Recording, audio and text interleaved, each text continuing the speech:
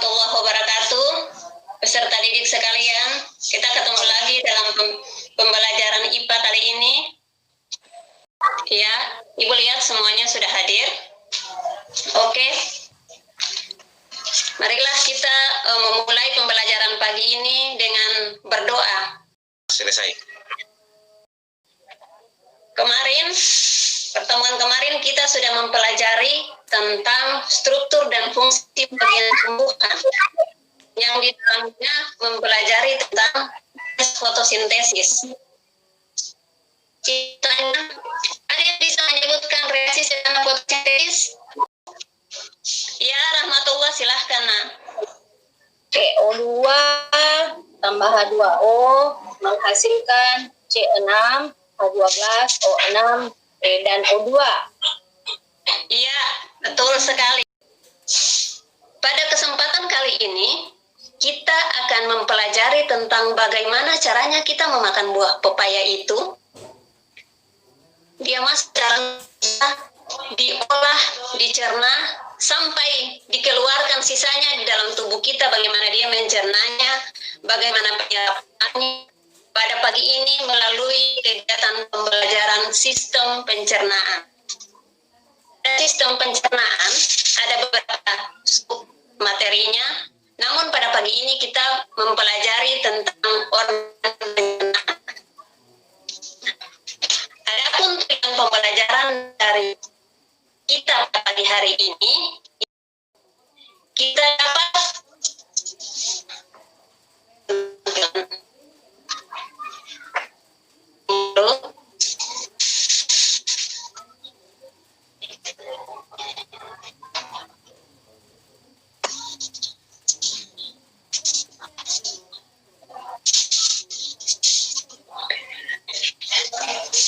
Tidak kedengaran suaranya Ibu, Tabe. Tidak kedengaran, Bu. Mungkin enggak apa-apa, Ibu tidak pakai video kalau memang terganggu suaranya. Peserta yang sebaiknya buka video karena tidak bersuara, jadi kelihatan orangnya. Jadi Bapak Ibu yang bisa buka video untuk mendengar silakan. Kalau mau bicara tutup video, nanti bisa kalau tutup video silakan. Tidak terdengar suaranya Ibu Alwi ya. Perlu saya ulang, Bu? Dari temanya tadi, itu yang mulai di situ hilang suaranya, Bu. Oke. Pada pagi hari ini kita akan mempelajari terkait dengan pepaya makan, bagaimana mengolahnya, bagaimana penyerapannya di dalam tubuh lewat materi sistem pencernaan. Ada beberapa submateri pada sistem pencernaan kali ini, namun pada pertemuan kali ini materi yang lewat mulut, kecuali Anda tidak punya mulut, akhirnya harus dilubangi di sini, atau mulut Anda tidak berfungsi dengan baik. Nah, di dalam mulut ada namanya rongga mulut, dan di dalam sana terdapat namanya gigi. Ya, jadi gigi manusia jumlahnya ada 32 ketika mereka sudah dewasa. Jadi ada namanya gigi seri di depan ini, yang ketika Anda tertawa, itu yang duluan kelihatan. Kemudian ada namanya gigi taring. Ya, jadi gigi seri tadi tugasnya untuk memotong makanan yang masuk. Jadi ketika Anda makan, Anda gigit pakai gigi seri tadi. Kemudian ada gigi taring, jumlahnya ada 4. Ke organ selanjutnya yaitu lambung. Ya, lambung dikenal dengan ventriculus atau berbentuk seperti kantung. Ini organ ini berbentuk seperti kantung yang besar, terletak di sebelah kiri dan dibagi menjadi 3 bagian. Jadi bagian yang paling atas yang berhubungan dengan kerongkongan atau esofagus tadi disebut bagian kardiak. Bagian kardiak adalah namanya bagian kudus, dan bagian bawah yang berhubungan dengan duodenum disebut bagian pilorus. Nah, di dalam lambung tersebut terjadi proses pengadukan makanan, jadi makanan tersebut bercampur dengan asam lambung, dan akhirnya di sana terjadi proses juga enzim-enzim bekerja di sana.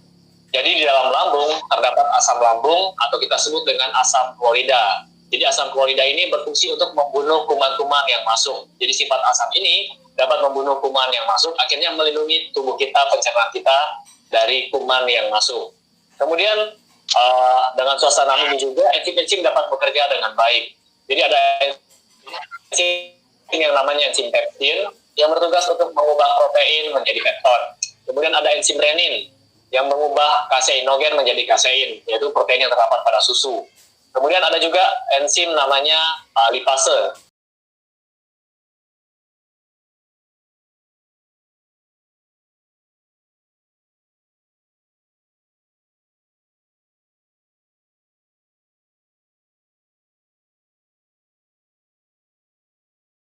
Pilorus, ya, bagian bawah lambung tadi namanya pilorus. Kemudian Kim tadi keluar masuk ke dalam usus halus. Jadi usus halus ini dibagi 3. Jadi usus halus yang bentuknya berkelok-kelok tadi itu dibagi menjadi 3 bagian, yaitu duodenum atau usus 12 jari. Kenapa dinamakan usus 12 jari? Karena panjangnya sekitar 12 jari kita kalau disusun, yaitu kurang lebih 25 cm.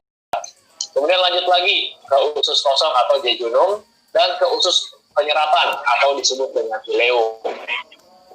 Nah, di sini terjadi proses penyerapan sari-sari makanan dibantu dengan enzim-enzim atau getah yang dihasilkan.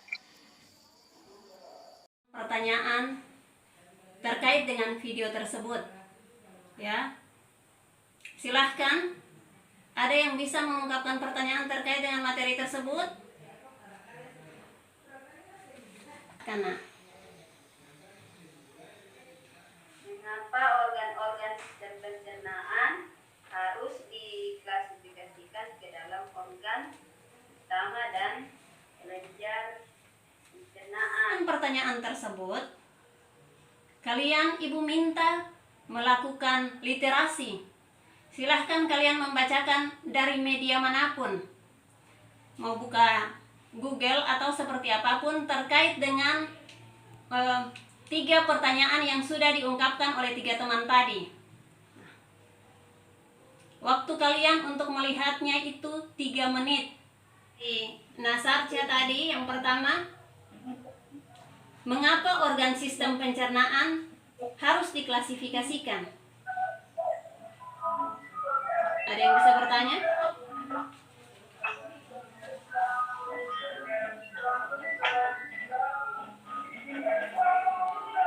Silahkan menjawab.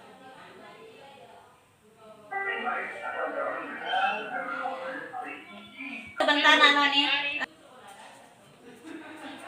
Organ pencernaan itu dilakukan agar supaya kita bisa mengetahui fungsi dari setiap organ pencernaan tersebut. Begitu, Bu. Iya, bagus sekali. Ada yang mau menambahkan?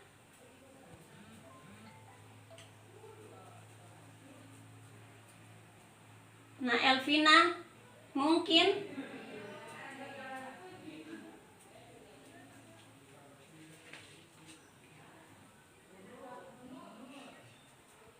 Harus diklasifikasikan, Bu, dan kelenjar pencernaan karena fungsinya berbeda. Kalau organ pencernaan atau saluran pencernaan itu organ-organ yang dilewati oleh makanan yang kita makan sampai diserap oleh tubuh. Kalau kelenjar itu, Bu, itu tidak dilewati makanan. Dia adalah organ-organ yang menghasilkan enzim yang akan membantu proses pencernaan yang terjadi di dalam saluran cerna. iya, betul kan, sistem pencernaan. Ada yang bisa menjawabnya masing-masing fungsinya?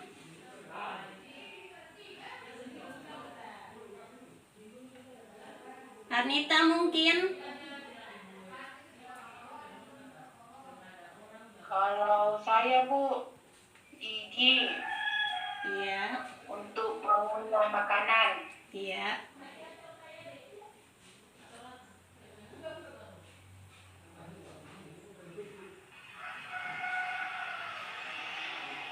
Apalagi, Nak?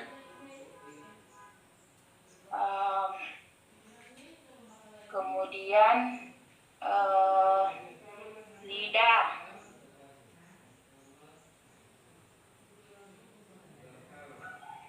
Kerongkongan, Bu. Iya, iya. Ada yang mau melengkapi? Melengkapi jawabannya Nak Nita, silahkan.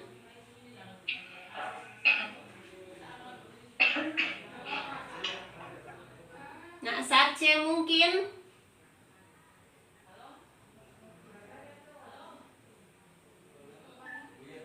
Itu pertanyaan saya, Bu. Oh iya, maaf. kami lupa karena yang lainnya itu Arwanto, silahkan. Ya, siapa? Elvina, silahkan nak. Saya Bu. Iya, Elvina. Elvina. Iya. Iya. Ya. Jadi yang pertama itu mulut. Jadi di dalam mulut itu terdapat gigi, lidah, dan enzim amilase. Gigi itu fungsinya untuk mengunyah makanan, berobek makanan. Kemudian ada lidah, fungsinya itu untuk membolak-balik makanan. Kemudian ada enzim amilase, fungsinya itu untuk membunuh bakteri yang masuk bersama dengan makanan.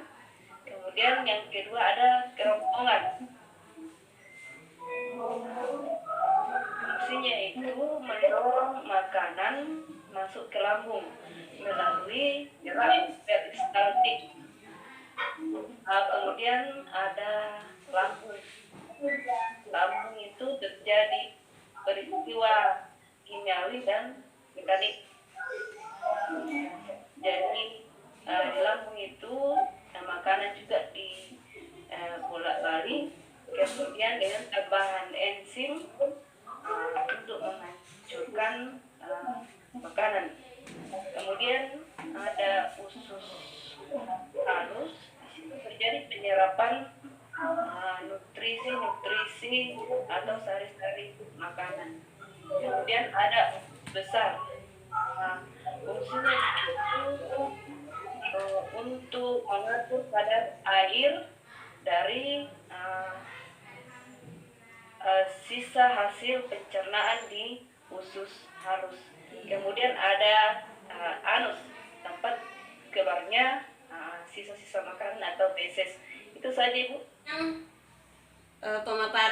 Materi yang kita pelajari hari ini, ada yang bisa menyampaikan kesimpulan dari pertemuan kita kali ini?